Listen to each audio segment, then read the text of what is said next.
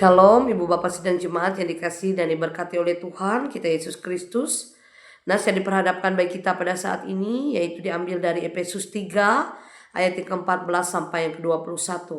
Dan saya mengambil satu ayat untuk kita yaitu di ayat yang ke-18 dengan perikop di sana adalah doa Paulus. Ayat yang ke-18 demikian bunyinya. Aku berdoa supaya kamu bersama-sama dengan segala orang kudus dapat memahami betapa lebarnya dan panjangnya dan tingginya dan dalamnya kasih Kristus. Dan saya memberikan tema untuk khotbah pada saat ini adalah doa adalah napas kehidupan orang percaya. Ibu Bapak yang dikasihi dan diberkati oleh Tuhan kita Yesus Kristus, manusia atau kita manusia berasal dari debu tanah. Ya, Tuhan memberikan napas sehingga kita menjadi makhluk hidup.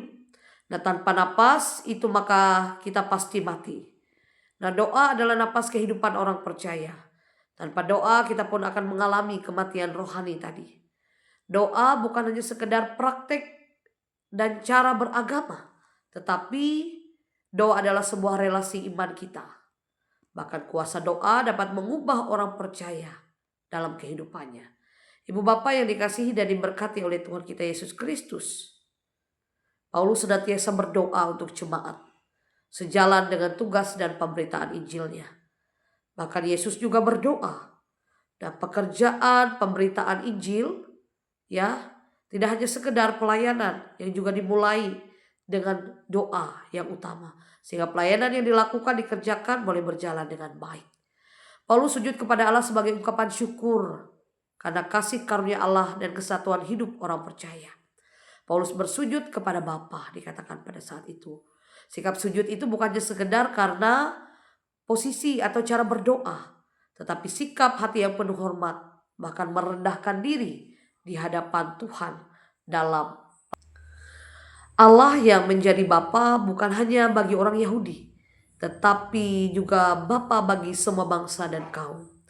Ada 3 hal yang menjadi pokok dari doa Rasul Paulus. Yang pertama adalah Paulus berdoa agar jemaat tetap erat dan kuat dalam persekutuan kasih. Yang artinya bahwa Kristus dan rohnya tinggal dalam kehidupan orang percaya. Sehingga jemaat ini berakar serta berdasar di dalam Kristus itu tadi.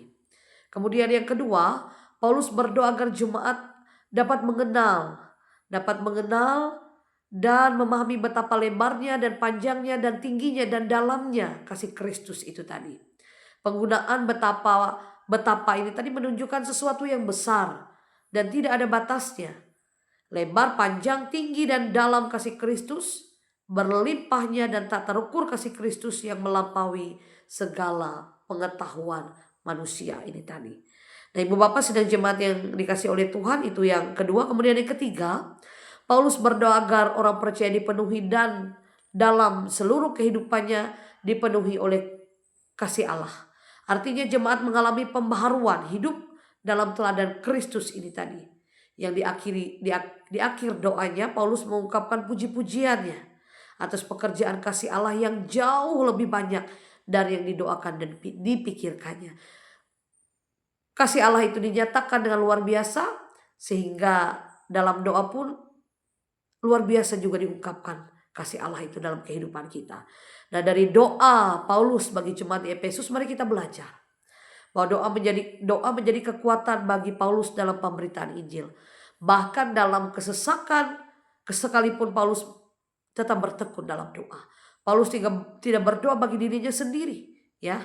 Tetapi Paulus juga memberikan yang terbaik untuk doa-doa kepada semua umat, semua jemaat. Paulus tidak memberikan daftar untuk permintaan doanya untuknya sendiri. Ya tidak.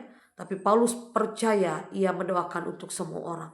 Paulus percaya kuasa doa yang mengubah orang percaya. Paulus bersapaat juga bagi jemaat. Paulus meyakini bahwa Allah mendengar, bahkan menjawab doa-doa yang lebih indah dari segalanya. Dan sebagai orang percaya, kita pun mesti percaya kepada Allah sebagai sumber kehidupan dan berkuasa atas kehidupan semua makhluk. Maka bawalah segala pergumulan kita dalam doa kita. Tuhan hanya sejauh doa. Kuasa doa mengubah kehidupan orang percaya. Bahkan dalam doa Paulus lagi di jemaat di Efesus, Itu merupakan doa untuk jemaat-jemaat Tuhan. Pun kita berdoa juga untuk jemaat-jemaat kita. Bahkan keluarga kita, rekan sekerja kita, sanak saudara kita, gereja kita, bahkan dalam kehidupan kita bermasyarakat. Dan Ibu Bapak sedang jemaat yang dikasihi oleh Tuhan kita Yesus Kristus, kiranya melewati doa yang kita sampaikan, kita tahu bahwa hanya Allah yang memiliki kuasa untuk melakukannya. Jauh lebih dari apa yang kita doakan dan kita pikirkan. Jangan putus asa saat doa kita tidak bahkan belum terjawab seperti apa yang kita inginkan. Tetaplah bersabar dengan rencana Tuhan yang jauh lebih baik dalam kehidupan kita. Tetaplah berdoa dan imanilah kuasanya. Maka Tuhan akan berkuasa atas doa-doa yang kita sampaikan, kita ucapkan dalam hidup dan kehidupan kita. Kiranya Tuhan memberkati kita dengan firman-Nya. Amin. Mari kita berdoa. Kami percaya bahwa kuasa doa yang ada dalam kehidupan kami adalah kuasa doa dari Tuhan. Diberkati kami percaya sebagai umat Tuhan, jemaat Tuhan, bahwa napas hidup orang percaya adalah doa. Kami tahu doa akan membawa kami lebih baik, lebih tenang, penuh kedamaian dalam kehidupan kami. Kami percaya doa-doa yang kami sampaikan, Tuhan dengar, Tuhan berkati, bahkan Tuhan kabulkan. Walaupun kami tahu kadangkala tidak sesuai dengan apa yang kami inginkan, tidak sesuai di waktu yang kami harapkan, tapi kami yang hidup percaya rencana dan doa yang Tuhan berikan bagi kami, yang kami sampaikan kepada Tuhan akan indah pada waktunya. Tuhan akan memberikan yang terbaik dalam doa-doa yang kami sampaikan kepadamu ya Tuhan. Terima kasih, diberkati kami. Di dalam anak Yesus Kristus kami berdoa mengucap syukur. Haleluya. Amin.